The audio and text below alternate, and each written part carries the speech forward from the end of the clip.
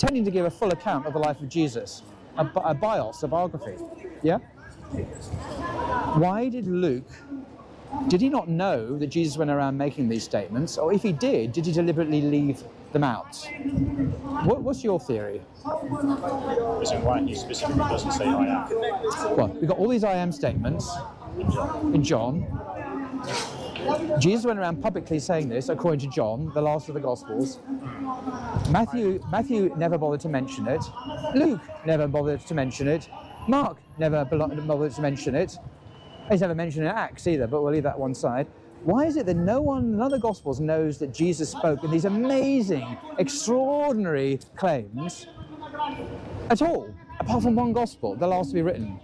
Well, I think he claims he's Lord in the other Gospels. He just doesn't use I am. Lord's ambiguous. Kurios in Greek can mean anything from a teacher, as it still is in modern teacher, it could still mean that, all the way to Yahweh. Say the first word. Kurios is the word in the New Testament meaning Lord. Okay. Yeah, it can mean teacher. It normally does mean teacher. It doesn't mean God. I There's a don't know spectrum of meaning. So Okay, well, there's some free information for you. So if I was to call you good teacher in Greek, it would be good kurios. also Good teacher. as well. It does, but the context would tell you what's meant. One can't assume if one Jew is talking to another Jew in downtown Palestine that one is telling the other guy that he's the Lord God. That's not an assumption one would normally make. Okay, it would normally be that he's addressing him as teacher. So Lord does not mean God. It can do, but it doesn't necessarily. And the context we're talking about almost certainly doesn't mean that. It means teacher or sir. It can even be just sir. In that case, I don't know how he can claim to be God. So, coming back to the I am statements, which are unique in only one place in the entire Bible, in the New Testament, only found in John. I see what you mean.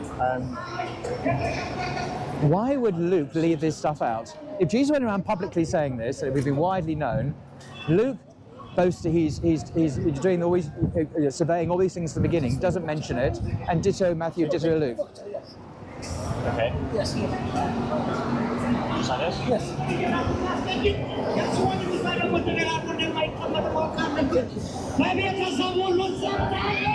Okay, so assuming that I can't find the verse that says Lord, I have to use I am in the first two Gospels. I don't know off the top of my head. I think, I don't know. It just seems a little weak argument. I don't really like it. Well, what's weak about the argument? I haven't even made an argument. It's a question, not made an argument yet. I'm observing the Gospels and the very different way Jesus portrayed in John than he is from the Synoptics, Matthew, Mark, and Luke. So I'm asking a question. I'm not making an argument yet. There is an argument, but I'm not come to that. I'm asking you, given we agree on the facts, how come none of the early Gospels knew that Jesus went around talking like this, if he indeed went around talking like this? Does it strike you as particularly strange and historically odd that if Jesus had said these most remarkable things, made these claims, that no one seems to have known about it?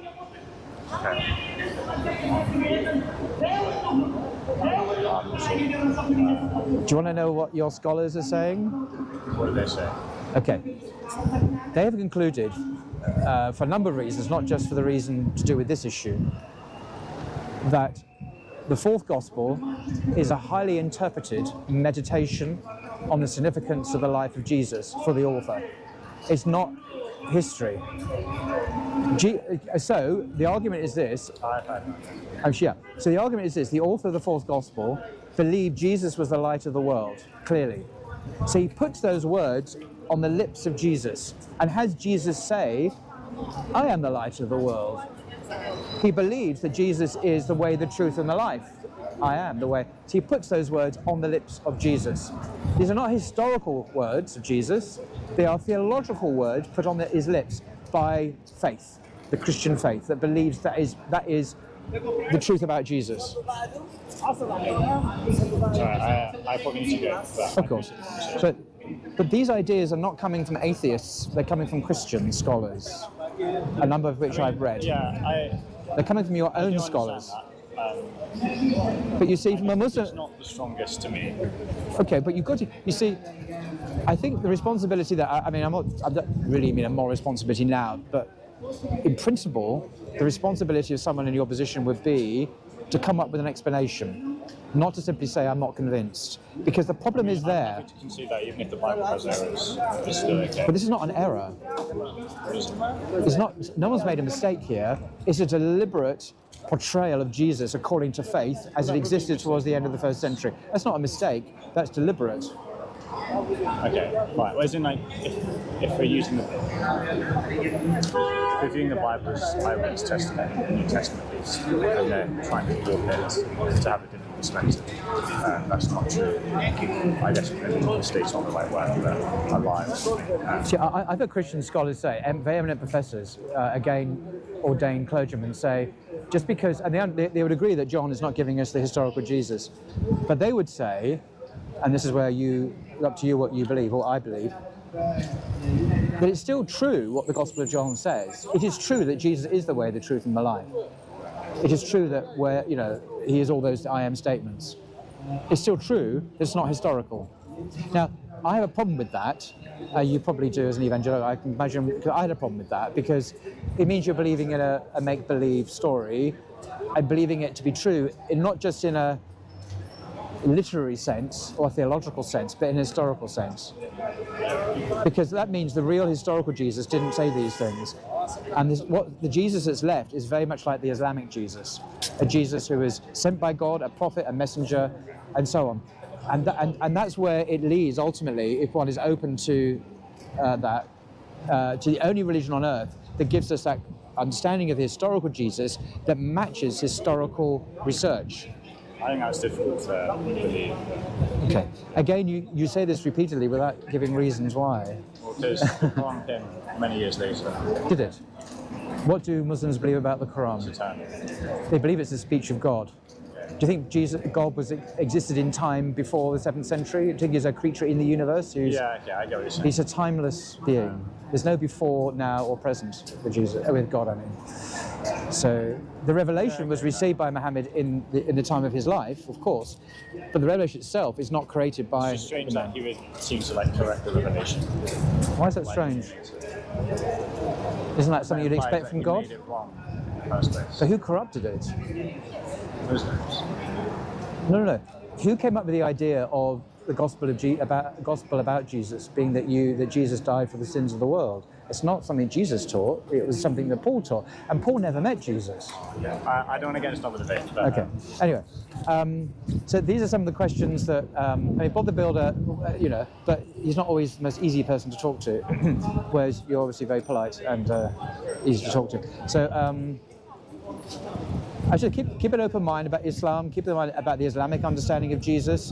I find it very compelling because it's also the historical Jesus, and that's where even Christian scholarship leads in that direction, in terms of who Jesus was, what he taught, for example. And it will lead away from Christianity, because as we understand it now, because that worships Jesus rather than God. And Muslims are very, very keen on pointing out we should worship God alone, without partners, without associates. I can agree with that, fine, yeah. But Christians don't do that because they worship God and Jesus. I think they're both God. Well, then you believe in two gods. I don't want to get into Trinity. Or three then. Fine. Okay. I do have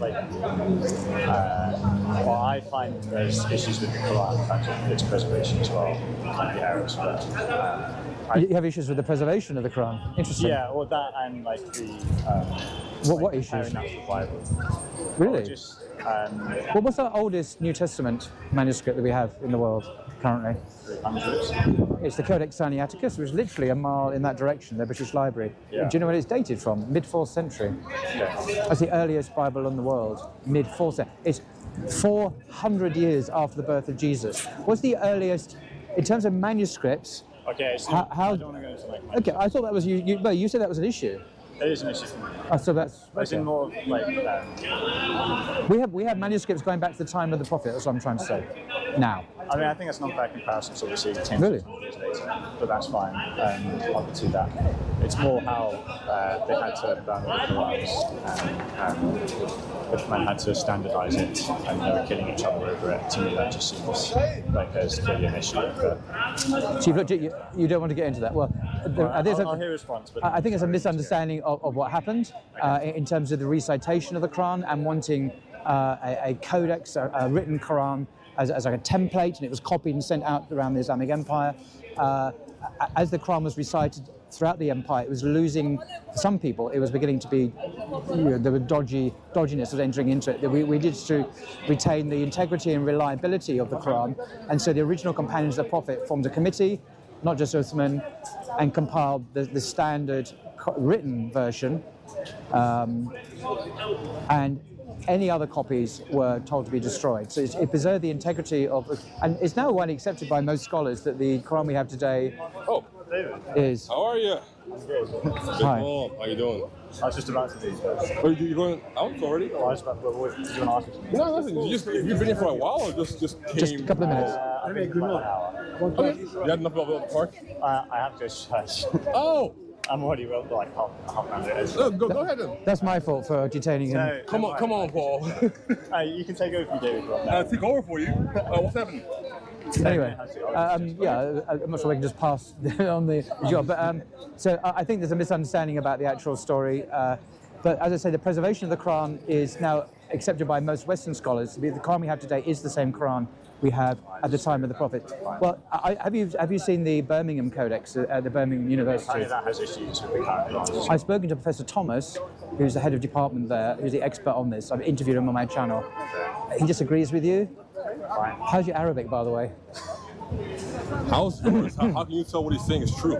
So, see, there's always a problem, right? You can make these claims. no, I'm not and making when these claims. challenged, then Okay. No, I'm saying I've spoken to Professor Thomas, who's at the University of Birmingham. One person. Okay. Yeah, just one Well, person. then Stephen Shoemaker doesn't agree with you, Okay. right? Can I talk to this? And okay. then what? All right. So when we Shoemaker is someone else. I'm just talking about the person. but why should can we I- believe that just because one person says something? He's not just one person. Okay, who else says that the Birmingham Codex proves that the Quran is exactly the same as when it was written down by either The vast majority of scholars. I The vast majority of Western scholars do. don't believe they say They that. do. No, I've read it in the What are they literature. comparing it to? Let me explain. I spoke to. By the way, are you going now? Or are you going to stay? Church, man. You're going to stay because we're talking about Jesus. Okay. Anyway, I appreciate what's your name again? Lawrence. So think about Islam. Think about the Islamic understanding of Jesus is more historical than the later Christian one. He wasn't crucified in Islam, so it's completely historical. Sorry? No, because you have people. Oh, is it? Well, this gentleman's going now. So, Let me tell you one thing. Why don't you? so anyway, come this here? gentleman, as I say, wasn't familiar with a lot of the issues to do with the Bible and the way Jesus portrayed in the Gospel. So, You know- Can't you defend your Christianity? and the Quran, I've read academically, most scholars in the West today, even Orientalist scholars, accept the Quran we have now is the same Quran that the companions of the Prophet upon whom be peace had. But we don't have the earliest complete Bible we have is 4 centuries after the birth of Jesus. So we don't have any way of checking. There's nothing from the 1st century, nothing from the, very little apart from a fragment in the 2nd century.